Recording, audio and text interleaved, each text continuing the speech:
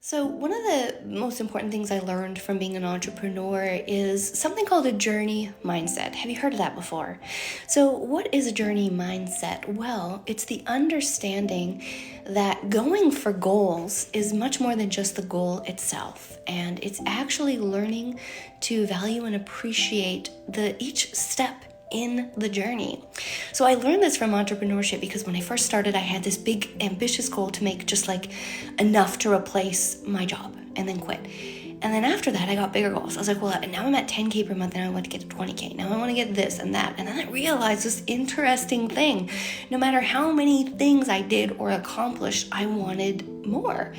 And part of the learning journey has really been, you know what, I realize now I'm never going to reach the end goal, and I have to focus more on how do I really just treasure and enjoy this journey. So I hope that